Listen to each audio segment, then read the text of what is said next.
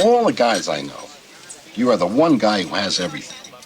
No wife, no kids, no house, no mortgage. What else could you ask for? I don't know. I envy you. With his movie career stuttering, with only switching channels grossing over $4 million at the box office. Well, I haven't had a hit since Joan Collins was a virgin, you know. Burt's private life couldn't have been better. He had married Loni Anderson, and during the filming of Breaking In, had received a phone call to tell him that he was finally a father. Those tabloids, you know, they announced my engagement to Loni, and I think that's nice, but it was about a month after they announced that I was dying from AIDS. In 1985, I began construction of the chapel, a place where I'd either die or get married. I said, when the chapel's done, we'll get married. Took 9 years to build this chapel, and I kept telling him, it's too fast.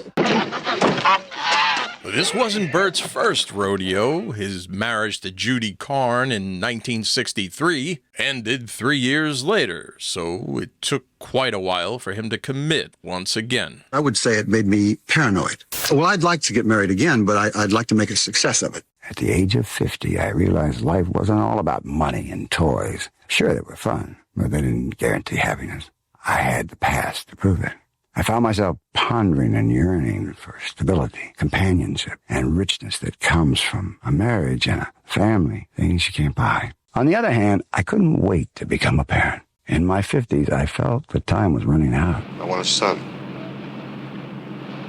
What for? For me.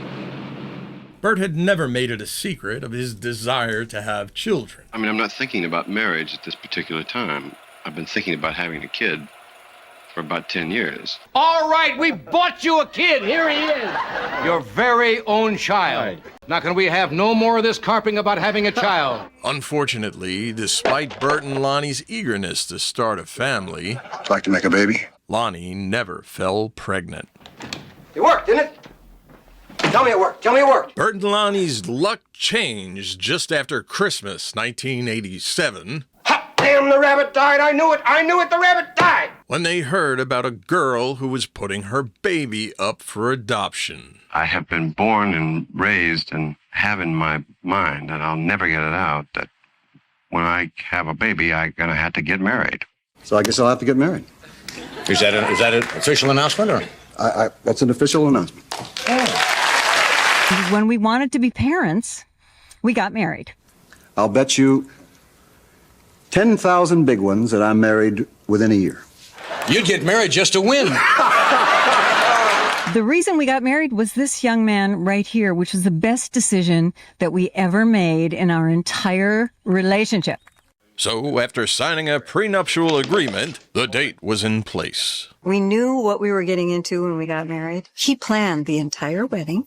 He picked out my flowers. He picked out the cake. All I got to choose was my dress. I planned the event, It was a Burt Reynolds production. including the design of her wedding ring, a 7-carat canary yellow diamond encircled by smaller diamonds. And it was just gorgeous. He got it for me in every color because he said, you'll never be without your wedding ring. And don't tell me it doesn't go with your dress. Burt's last night as a bachelor was spent at his dinner theater watching a production of I'm Not Rappaport, starring Ozzie Davis, Joe Silver, and Ted McGinley, a show Burt was directing. Of course, you realize that what you're about to do is a very serious step. So on a gorgeous sunny day in April 1988, at the exact same time his parents married, Burt and Loni exchanged their vows, with Burt's dad walking Loni down the aisle. He used to call us the top of the wedding cake. Ladies and gentlemen, may I present to you Burt and Loni Reynolds. People were applauding. Nobody ever thought Burt would get married. It was a lavish affair with lots of celebrity friends, including Anne Margaret and Jim Neighbors, who also sang at the ceremony. I'm a very lucky man, I said, as I raised a glass of champagne. I married my best friend today. I feel like Cinderella, Loni replied, dabbing her wet eyes. I married Prince Charming. Oh, Here comes the little woman to mop you down. It's one of her wifely duties. See, that's what happens when you get married, guys. It's wonderful. Just like that. It's amazing. She's great with a mop. And you go home and they beat the tar out of it. America's most famous bachelor bit the dust, huh? Yeah. Good? Good? You mean biting the dust? Yeah. Well, A new tick has arrived. Nobody could have been more excited about adopting a child than Burt. I made sure that when they came through the door with Quinton, that Burt was the first person to hold him, not me. He wanted that experience so badly, and I wanted it for him. It was joyous. I didn't know I could love anyone as much or as deeply as I did Quinton.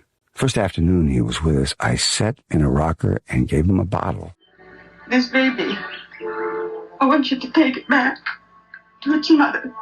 Just like Burt's iconic character when he co-starred in the television series Gunsmoke. back in 1962, the name they chose for their boy, Quinton. I always liked that name. I always thought Quint was a wonderful name. There was a famous journalist named Quinton Reynolds who was back in the days of Drew Pearson and when there really were wonderful journalists around who really wrote about people and not what they thought they did. And this guy was a great writer. I always admired him too. I'd like to meet Quinton Reynolds. Did you get in any trouble, Colonel? No, we didn't have much trouble today. Find the target all right? You bet we did. You did? It's the greatest thing that ever happened to me in my life. It does change your priorities around considerably. Yeah. By choice, actually, find yourself not going anywhere because I just sort of stare at him for hours. I mean, it's a wonderful feeling. Quinton had us all mesmerized. He received a standing ovation when he took his first steps at 10 months. The biggest thrill of my life occurred when Quinton walked into a room full of people and picked me out. Dada, I love you.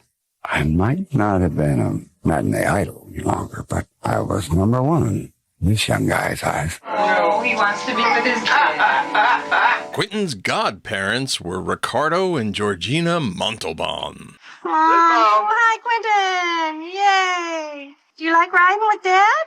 Last night I was sitting in the bathtub with my son and he was slapping the water and the water was flying over and I was just thinking to myself, this is just about the best time I think I've ever had in my life. Finally, Loni came in and said, are you going to get out of there? You've been in there for an hour. And I said, I'm not getting out till he wants to get out. It was so much fun.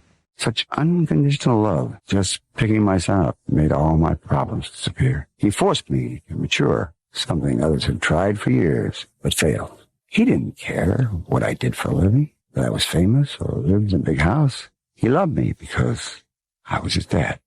It's wonderful to have somebody who actually loves you and doesn't know what you do for a living.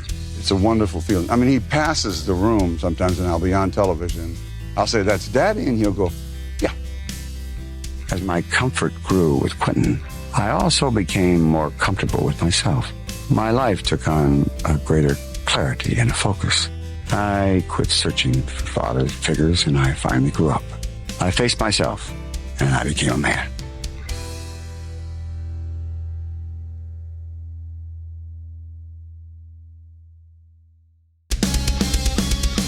Don't forget to like and subscribe to get notified about new videos and original Burt Reynolds content right here on the Gator McKlusky channel.